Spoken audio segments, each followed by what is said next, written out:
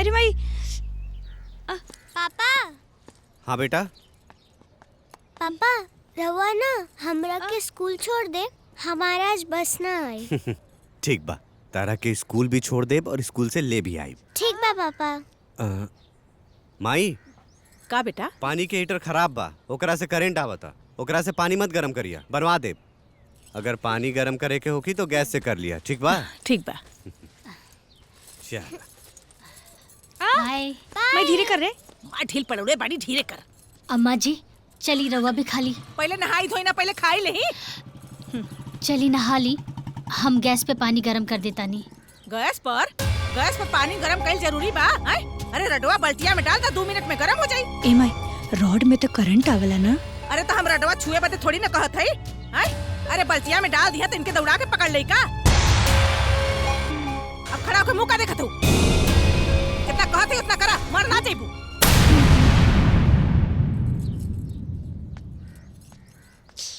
ए भाई आराम से कर। अमार पिलुआ पड़ोले बाड़ू, आराम से कर।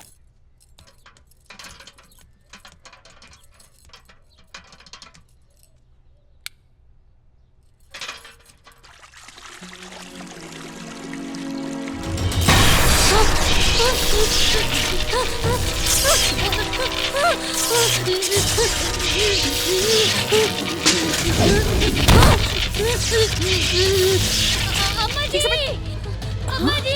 का भेल रे? अरे आयो तो, अरे कब तुले?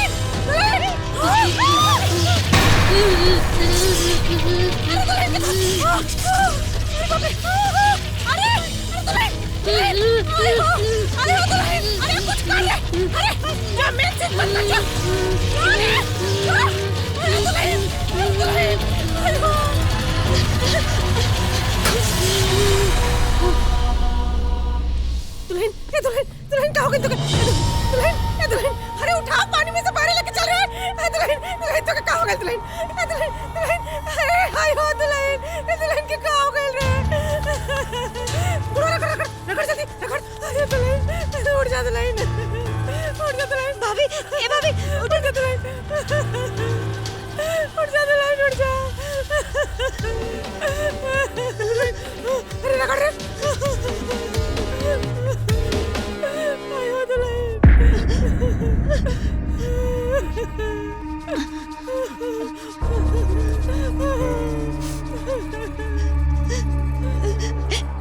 ए माई, कमल रे। भाभी सांस बंद हो गला। अरे ऐसे कैसे रे? ठीक से देख, देख दुल्हन। माई, भाभी ना आई। अरे भाई, अरे दादा, अरे दुल्हन के क्या हो गई रे दादा? हम क्या करो? अरे हमें मुझे कर का पता गया। आई हो दादा, अरे हम कहाँ के शायद पानी गरम करके खा देनी है रे बुचिया। अरे हमार बचवा पूछी तो हम कहाँ बताए रे बुचिया। अरे बाप रे बाप, अरे हमके अब पुलिस आई। अरे पुलिस हमके जेल लेके चल गई। अरे नहीं, अरे हम जेल ना जाए। आई हो, अरे अब हम क्या करिए दादा? अरे हम जेल ना जाए। आई हो। ए माई, चुप। एगो आइडिया बाटे माई बचे के। अरे बताओ रे, का उपाय बारे बाबा? भाभी के ना बोरिया में बांध के फेंक दिया जाओ। ठीक है बड़ी। अगर भैया भाऊजी पूछिए तो कहे कि भाभी रिसिया के घर छोड़ के भाग गई। सही कहता रहता है। जो जल्दी जाओ, बोरिया को उसके लेके आ जल्दी। जो रे, जो जल्दी।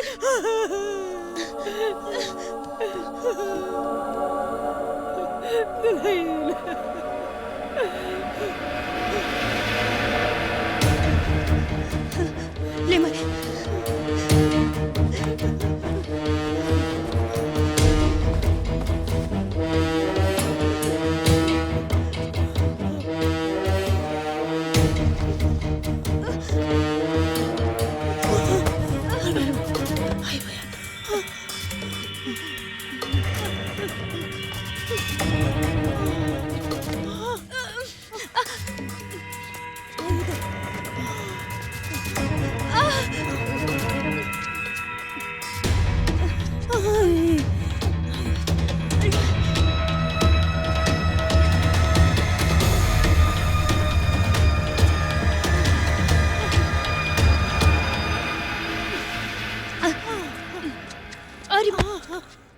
कस के पकड़।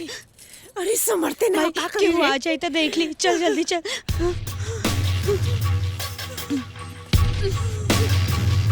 अरे माई रे।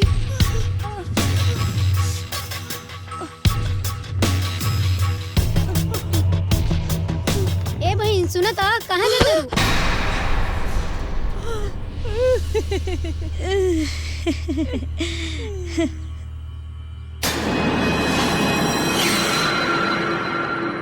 इका लेके जात बनी। अरे वो कूड़ा कचरा रहला तो सोचा नहीं है कि पोखरिया में फेंक दही। हाँ? तो 2 बार में लेके गइल होती, इकट्ठा इतना वजन ले जाए के का जरूरत रहला? हमारी कहनी भौजी कि 2 बेर में दौड़ला से अच्छा एक ही बेर में फेंका जाए। बाकी वजन तो बा। अरे वजन बा तो हमू हाथ लगा देते नहीं। अरे रह दे, हमने के फेंक लेवल जाई। जाई रुआ, जाई।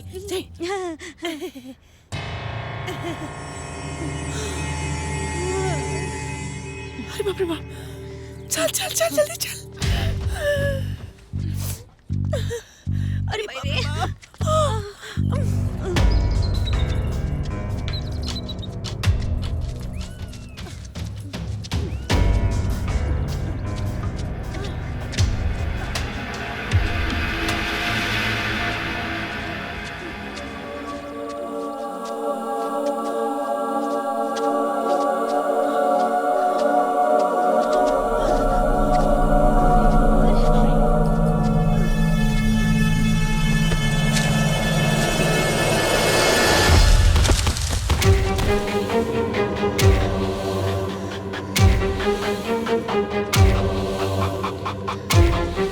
अरे मेरी चल।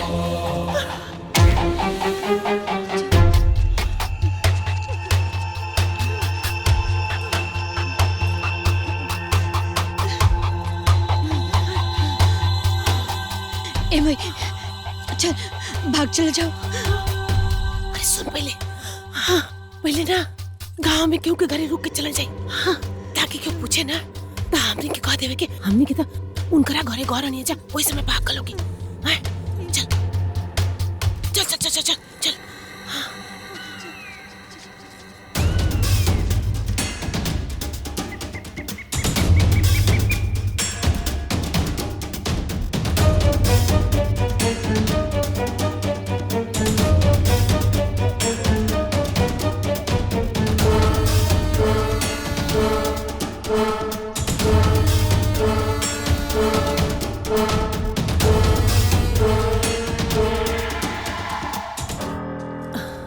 देख केहू पूछे ना तो ये कहे के बा कि वो हमनी से खूब झगड़ा कैनी और जब हमनी के घर से बाहर गई नी तो वो घर छोड़ के भाग गए।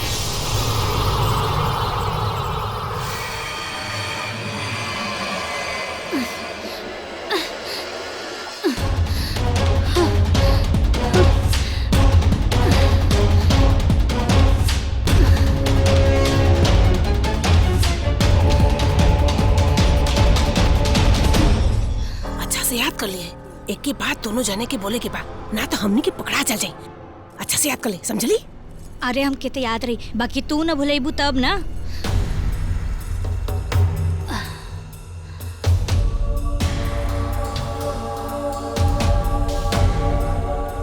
अरे हमके याद बा ये कहे के बा ना कि वो हमनी से झगड़ा कैनी और घर छोड़ के भाग गई। अच्छा तो हमरा के मरल समझ के हमार सास और ननद हमरा के एहजा फेंक के चल गई। ठीक बा आज से हम मरल बन के ही लेकिन तोहनी के साथ में रहब। देख लिहा अभी हाउस वाइफ कैसे तू दोनों लोगन के मजा चिखावती।